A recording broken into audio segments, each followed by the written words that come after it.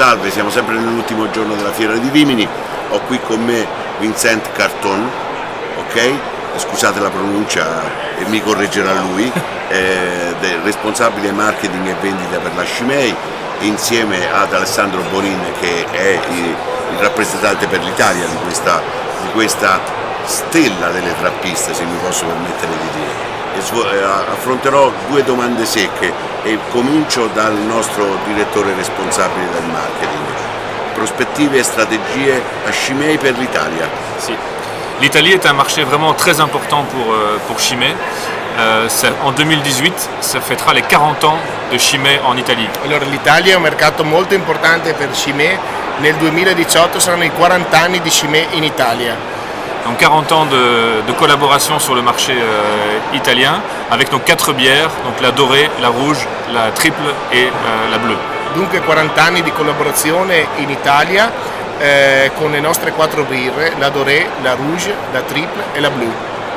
Et donc le marché italien est pour nous très important. On voit aujourd'hui dans la foire ici à Rimini beaucoup de nouvelles bières.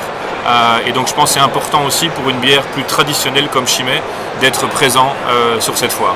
Dunque il mercato italiano per noi è molto importante, vediamo oggi qui nella Fiera di Rimini molte nuove birre e dunque per noi è molto importante essere qui presenti in questa fiera.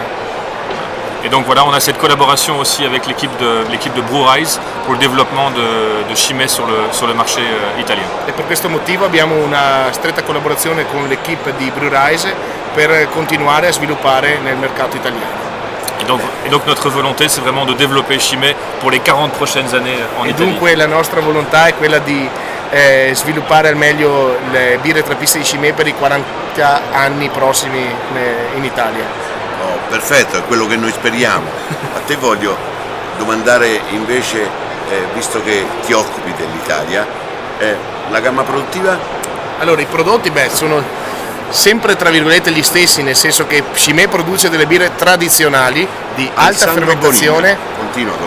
rifermentate in bottiglia, in fusto, e di conseguenza produce la Premier, quindi la Tappo Rosso. Pensate che è la birra più consumata dagli appassionati di Chimay in Italia, la Chimay Grand Reserve, quindi la Tappo Blu, e la Chimay Triple, la Cinq-Cents, la Tappo Bianco, oltre anche alla Chimay Dorée, che è la più leggera delle nostre birre. Pensate che l'ultima birra prodotta a Chimay è la nostra Chimay Triple, la Cinq-Cents, e la ricetta risale al 1966.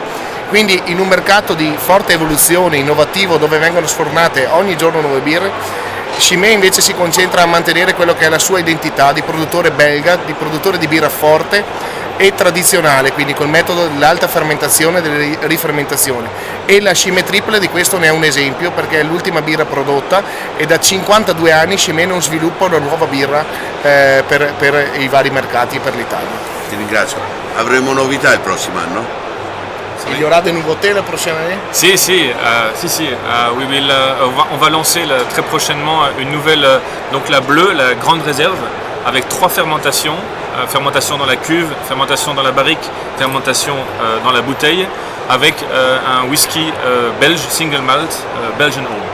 Quindi la novità che arriverà invece non sarà una nuova birra, ma prendiamo la nostra Chimay Blue, la Grand Reserve, e andremo a fare una supplementare fermentazione, quindi una terza fermentazione. La primaria fermentazione avviene nel monastero, nelle cisterne del monastero, la secondaria fermentazione, che è una rifermentazione, avviene nei barrique, e la terza fermentazione in bottiglia. In questo caso questa che viene a arrivare sarà una birra rifermentata in barrique di whisky, un Belgian Single Whisky, quindi per rimanere autentici come produttori belgi che rifermentano in barrique belga.